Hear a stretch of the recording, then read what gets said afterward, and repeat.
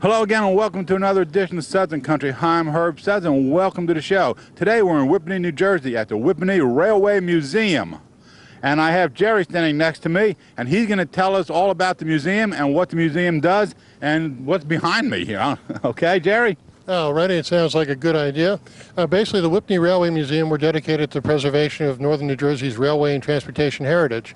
We have exhibits ranging from railway artifacts to also things concerning steamships and other companies that operate in New York Harbor. Well, you go all to steamships and go to New York Harbor too, huh? That is correct. We do have usually one good ocean liner exhibit every year, try to feature a different liner, a different company every year. So it's really quite a part of the railroad heritage because many people who took the trains into the heart of our country to settle it originally came over in steamships.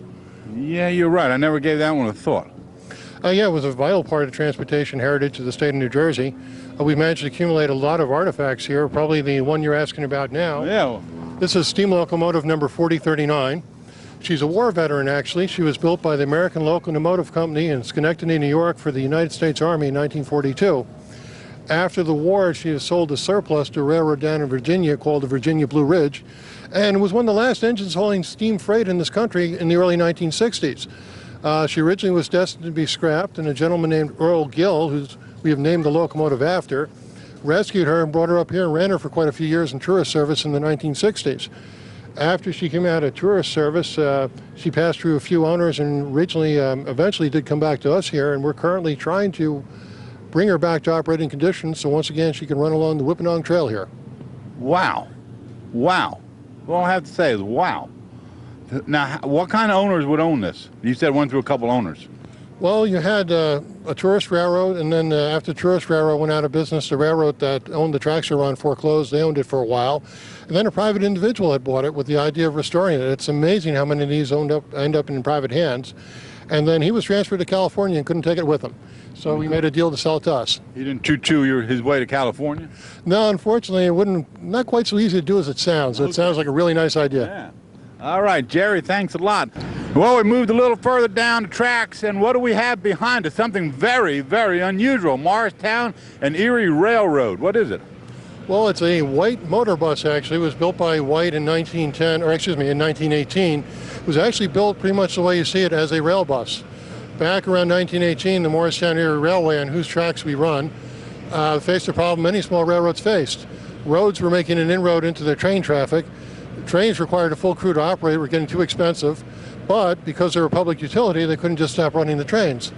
So the solution was something called a rail bus, which basically is a bus built to run on railroad tracks. You could run with a one-man crew, and this basically provided passenger service on this railroad from 1918 to 1928. As a matter of fact, it was so successful and cut costs back so far that in the first year after it was brought onto the property, they actually doubled the number of passenger trains they ran. Wow. Did a guy ever actually drive this? Yes, it's been put back into operating condition. We're in the process of restoring the interior so we can eventually offer rides on it. It has a regular gas engine in the front? Yes, it has a gasoline engine. In many ways, it's a standard bus built with a slightly beefed up frame and with railroad wheels. Interestingly enough, the neat bit of trivia, they were built with steering wheels even though you couldn't steer them. The thought is maybe it was just an idea that people were so used to the steering wheels they just put them in there. Pretty interesting. Is there many of these left in the country?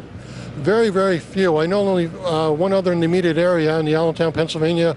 I would suspect in the entire country if there are a dozen, that's a lot. That's a lot. They've all been scrapped.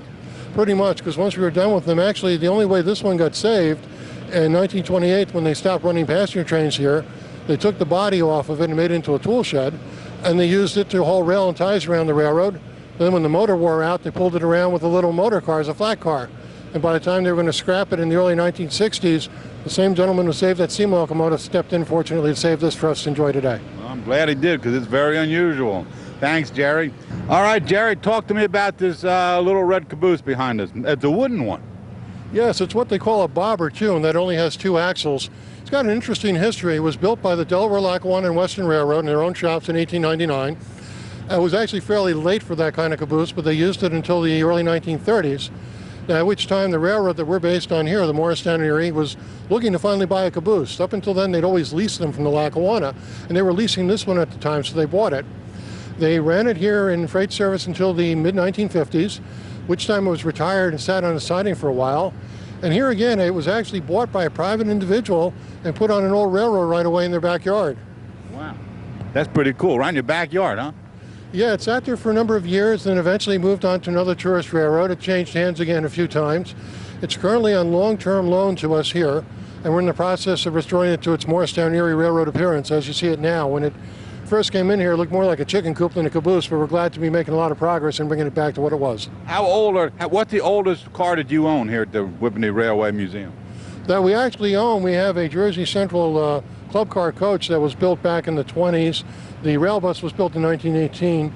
In terms of what's on exhibit, though, this is the oldest car built in 1899.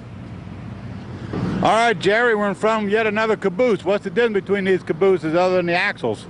Well, the big difference is the axles. The other thing being that this is what they call a transition car. The other car was all wood in construction, including the underframe. This car was built with a wood car body and a steel underframe, which is typical of the 1913 period when it was originally built. Now, this car was actually used by the Delaware and Hudson into the early 1960s. They were very slow to convert to all steel for cabooses. Cabooses don't earn any revenue, they just cost money. Then it was acquired again by a series of private individuals, and it's currently the personal caboose of our museum president, who keeps it in very, very nice condition, makes it available for display here. And I can personally attest one of the big benefits of an all-wood car. So on a cold day, there's nothing like a nice wooden shed with a coal stove going in it over anything that's steel. That smokestack up there is a coal stove? Yes, and that's how we heat the car when we use it, trust me, and it works very well. Coal heated a lot of people in the old days. Certainly did, and very effectively too, though of course with a little bit more attention than people are using to give it nowadays. Okay, Jerry, thank you. All around the water tower, as the old song goes, waiting for a train. Here we are in the water tower, Jerry. Yes, now this water tower is rather interesting. It's original to the site.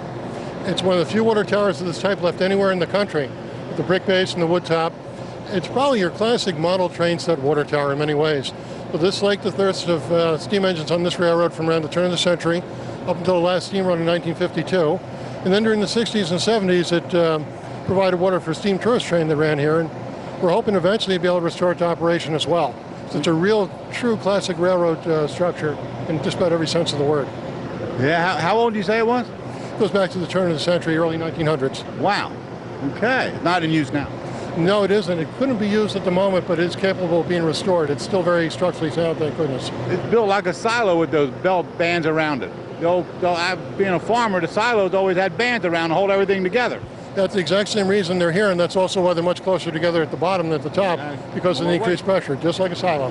Exactly right. Well, Jerry, in front of yet another caboose. What's the difference here? Well, this is an all-steel caboose. It's typical of cars built from, say, the late 30s into the 1950s. It was built by the Pennsylvania Railroad. As you can see, it's very much an ongoing restoration project at the moment, something we just came into our possession over the past year.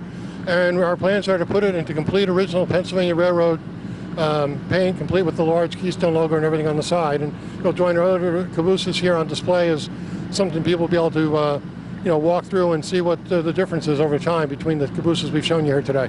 How many people are involved in the museum? We have a total of about 40 members right now. Working members? Out of that, the vast majority do contribute here. We're a small but a very dedicated group. Good, good, very good. All right.